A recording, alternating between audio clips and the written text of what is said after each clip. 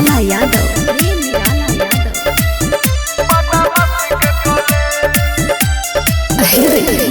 दो दिन के लइका बनल हकई बाहुबलिया, काटा चलावा हकई अरबल के गलिया।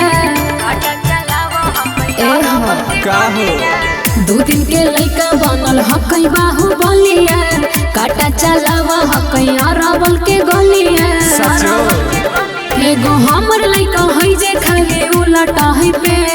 अच्छा हमें भेज दे है देबो ओकरा शिक्षा से नॉलेज, जहानाबाद में खोलबो बदमाशी के कॉलेज। भेज दे है देबो ओकरा शिक्षा से नॉलेज, पटना में खोलबो बदमाशी के कॉलेज। ऐसन हो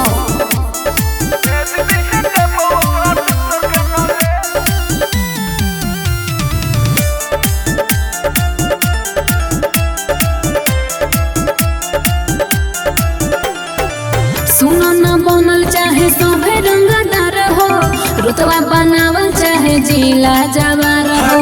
कर देबो सबके सिस्टम के गोरी, जब कान में सटाबो पिसटन के गोरी।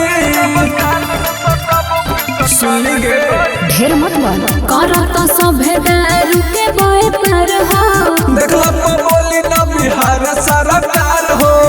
सुन का घट हो को तोराई में हनु हगे भेज दे है देबो ओकरा शिक्षा के नॉलेज, और बल में खोलबो बदमाशी के कॉलेज। भेज दे है देबो ओकरा शिक्षा के नॉलेज, गाय में खोलबो बदमाशी के कॉलेज।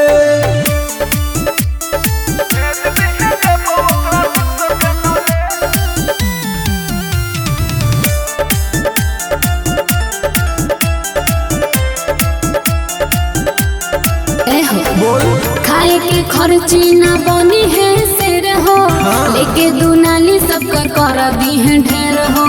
और नीति सलाह से डरे होंगे जान, लता ले ले तो घर घुस के परान।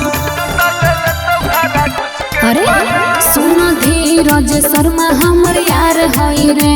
ओहो रोज परत बालू माया पार होगे। ऐसन हो ज्यादा बोला नहीं तोरे हक कम वाला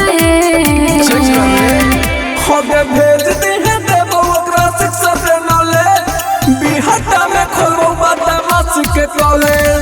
भेज दे है देबो ओकरा शिक्षा से नॉलेज, कोइलाबर में खोलबो बदमाशी के कॉलेज। ढेर बन मत और रहे भी दे।